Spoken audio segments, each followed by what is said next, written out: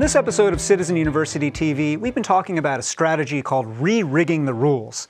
And to recap, what that's about is this. In the first place, seeing the agenda-setting rules of who decides, what gets decided, and how things get decided.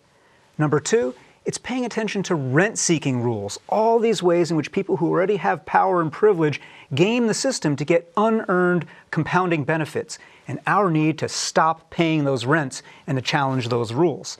And then number three, transparency. What we've got to do as citizens to shine a light on how all these kinds of rules get made, often behind closed doors and in the dark. And if we open them up to sunlight and sunshine, we can reclaim those rules in the public interest. That's what this strategy has been about, and that's the work that we've got to do as citizens. Well, in every episode, we love to hear from you and answer questions or speak to comments that have come in on social media. So let's start with one here from Debbie Lynn on Facebook. We're beginning to lose the ability to speak with one another rationally across the political divide. How do we address that? Well, Debbie Lynn is right. We are losing that ability. And I think the first thing we've got to do is to be grown-ups about it. We can't all do kumbaya. We can't all bridge these divides because the reality is there are deep philosophical divides in America.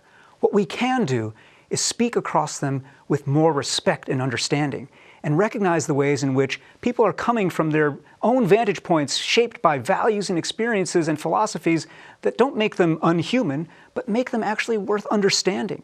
And that means that it's upon each of us to actually affirmatively reach out to folks across the divide for coffee conversations, for discussions that are just about, hey, how did you come to your views? How do you feel about what's going on in the country right now? What is it that is actually motivating your beliefs? When we rehumanize in politics, that may or may not mean we will come to consensus or agreement, but it does mean that we will have a measure of respect in civic life. The next question here, which relates to that actually, is how can we as citizens support journalists and journalism? This comes from Dana on Facebook.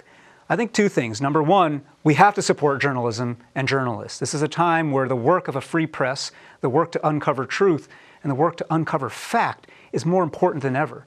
But it's not just about supporting and subscribing and sending our resources and our attention to good journalism. It's also about doing this work and consuming this work not in isolation.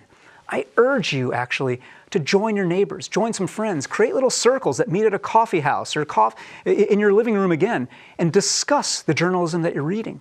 The more that we can use this content as a reason for us to meet each other face to face and practice what it is to discuss and to deliberate what's going on in the world, the better. That's the way we can really support journalism. And then the final question comes in from Rishi on Twitter. What attributes unique to millennials give you hope or concern with regard to citizenship?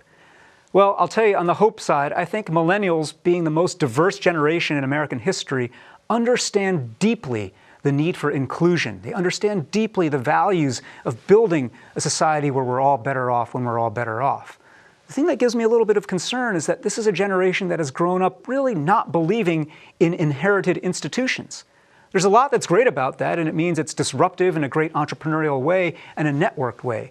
But it also means that perhaps among millennials, there's less of a commitment to traditional politics. There's less of a commitment to traditional channels of getting involved. And look, I'm all for innovation in civic life, but I'm also all for understanding the power structure as it now exists and making sure that it isn't used against you just because you've chosen to check out of it. Our job in every generation right now is to support each other across these lines and show up as citizens, teach each other these skills, teach each other these values, and make it more possible for more of us to have a say in civic life.